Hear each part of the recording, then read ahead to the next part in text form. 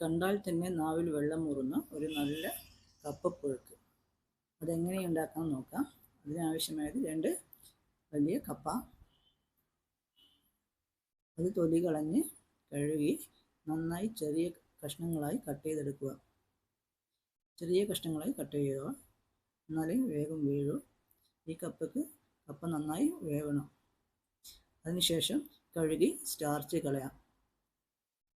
Starch കളഞ്ഞ കപ്പ നമുക്കൊരു കുക്കറിലിട്ട് വേവിപ്പിക്കാം. ആവശ്യത്തിന് ഉപ്പും മഞ്ഞൾപ്പൊടിയും ചേർത്ത് നന്നായി വേവിപ്പിക്കാം.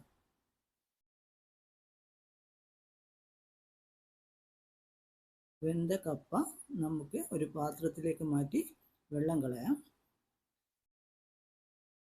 ഒരു 2-3 പച്ചമുളകും കുറച്ച് ചെറിയ ഉള്ളിയും കട്ട് ചെയ്തെടുത്ത് ഒരു പാത്രത്തിലേക്ക് കുറച്ച് വെളിച്ചെണ്ണ എടുത്ത് ചൂടാക്കി അതിലേക്ക് കടുകിട്ട് പൊട്ടിച്ച് കട്ട് ചെയ്തെടുത്ത വെളുത്തുള്ളിയും പച്ചമുളകും ഇട്ട് നന്നായി വഴറ്റിയെടുക്കുക.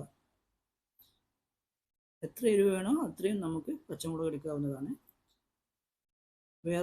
എരിവിന് വേറെ മുളകൊന്നും ഉപയോഗിക്കുന്നില്ല. അതിലേക്ക് നമുക്ക് വേവിപ്പിച്ചെടുത്ത കപ്പ ആഡ് ചെയ്യാം. നന്നായി വഴറ്റിയെടുക്കാം. കപ്പ നന്നായി വെന്ത് ഉടയണം, എന്നാലേ ഈ കപ്പപ്പുഴുക്കിന് ടേസ്റ്റ് ഉണ്ടാവും. നന്നായി ഉടച്ചെടുത്ത് പച്ചമുളകും വെളുത്തുള്ളിയും എല്ലാം കുഴച്ച് എല്ലാവരെയും നന്നായി മിക്സ് ചെയ്യണം. ഇപ്പോൾ നമ്മുടെ യമ്മി കപ്പപ്പുഴുക്ക് തയ്യാറായി. ഇതിലേക്ക് നമുക്ക് ബീഫോ ചിക്കനോ മീൻ കറിയോ മീൻ പൊരിച്ചതോ ചേർത്ത് കഴിക്കാം. ഞാൻ അയില പൊരിച്ചതാണ് ഉപയോഗിച്ചത്. അറിയുമ്പോൾ തന്നെ എൻ്റെ വായിലേക്ക് വെള്ളം ഒഴുകി.